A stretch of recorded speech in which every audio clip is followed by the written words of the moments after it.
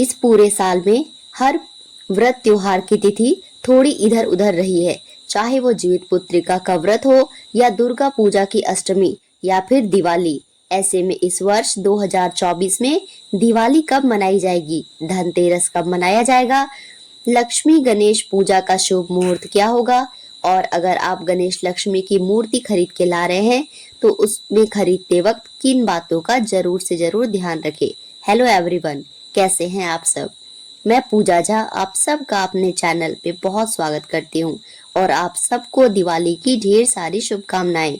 दिवाली को सुख समृद्धि प्रदान करने वाला त्योहार माना जाता है।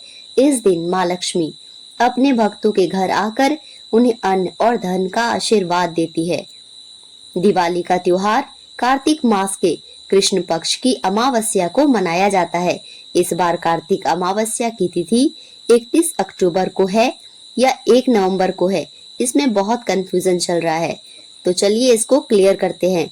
इस बार कार्तिक अमावस्या 31 अक्टूबर को दोपहर 3:52 से ही शुरू हो जाएगी और इस तिथि का समापन 1 नवंबर को शाम 6:16 पर होगा। तो ऐसे में अमावस्या की रात और प्रदोष काल 31 अक्टूबर को ही मिल रही है, इसीलिए माँ काली की पूजा और दिवाली का त्योहार दोनों ही 31 अक्टूबर दिन गुरुवार को मनाया जाएगा और इस अनुसार 29 अक्टूबर मंगलवार को धनतेरस मनाया जाएगा। अब जानते हैं दिवाली पूजन का शुभ मुहूर्त क्या है, क्योंकि दिवाली की पूजा अगर शुभ मुहूर्त में नहीं करते हैं तो हमें इसका फल नहीं मिलता, इसीलिए इसके लिए खास मुहूर्त बनाया गया है। इस बार दिवाली पूजा की शुभ मुहूर्त 5:36 से 8:15 तक प्रदोष काल के समय में है और इसके अलावे लक्ष्मी पूजा के लिए 5:36 से 6:15 का समय सबसे खास रहेगा। इसीलिए कोशिश करें कि आपकी पूजा इसी 5:36 से 6:15 के बीच में ही प्रारंभ हो जाए। भले ही 6:15 में वो खत्म ना हो, लेकिन कम से कम आप इस टाइम में पूजा करने बैठ जरूर जाएं। और अब जानते हैं दिवाली पूजा की विधि क्या है। दिवाली में लक्ष्मी और गणेश की पूजा होती है। यहाँ मैं आपको एक बात बता दूं कि गणेश भगवान की माता लक्ष्मी के पुत्र के रूप में पूजा की जाती है। एक दिन के लिए माता लक्ष्मी ने माता पार्वती से उनके पुत्र गणेश जी को अपना पुत्र बनाया था, इसीलिए दिवाली पर गणेश जी और माँ लक्ष्मी की पूजा होती है। तो जानते हैं दिवाली पूजन की विधि।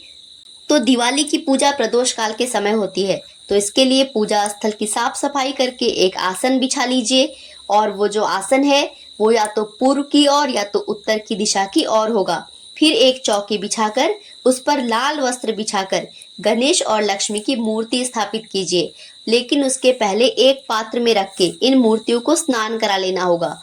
अब आप चाहें तो कलश भी रख के पूजा कर सकते हैं या बिना कलश के भी पूजा कर सकते हैं, पर अगर कलश रखें तो उसमें 5 टीका सिंदूर का लगाना होगा और उसके अंदर सिक्का, सुपारी, अक्षत ये सब डाल देना है और कलश के ऊपर आम के 5 पत्ते लगाने हैं और इन पत्तों में हल्दी कुमकुम से टीके लगाने हैं और कलश के ऊपर चावल से भरा पात्र रखेंगे और शुद्ध घी का दिया जलाएंगे। आज पूरी रात के लिए अखंड दिया भी जला सकते हैं। दिए के नीचे अक्षत जरूर रखेंगे और मूर्ति को माला चुनरी लगाइए। फिर जल, गंगा जल अर्पित कीजिए। हल्दी, कुमकुम, चंदन, रोली इत्यादि से तिलक करना है और इन सामग्री को थोड़ा सा बचा लेना है, क्योंकि इससे हम लोग अपने तिजोरी, खाते और भी घर के कुछ इंपॉर्टेंट चीजें हैं जो मैं आगे बताऊंगी, उनमें भी तिलक करना है। और इसके बाद सभी पूजन सामग्री जैसे खील, बताशे, पंचमेवा, फल, मिठाई, इस दिन खीर बनाते हैं तो खीर एक थाली में रख के गणेश लक्ष्मी को अर्पित करना है और पंचामृत का भोग अर्पित करना है। और जहाँ पे आपने चौकी लगाई है उस चौकी के पास माँ लक्ष्मी के चरण बना लेते हैं। दिवाली में इसका बेहद खास महत्व होता है। जब हम लक्ष्मी माँ के चरण बनाते हैं तो ऐसा मानते हैं कि लक्ष्मी माँ हमारे घर में आ चुकी है और जल, फूल, दीप, धूप इत्यादि से उस चरण की भी पूजा करनी होती है। गुलाबी अबीर, पिंक अबीर का दिवाली में बेहद खास महत्व होता है, इसलिए इसको जरूर से जरूर अर्पित करें। और फिर इसके बाद फूल चढ़ाइए। माला बनाए हैं तो माला चढ़ाइए और फूल में भी स्पेशली अड़हुल, गुलाब और कमल के फूल बेहद खास होते हैं।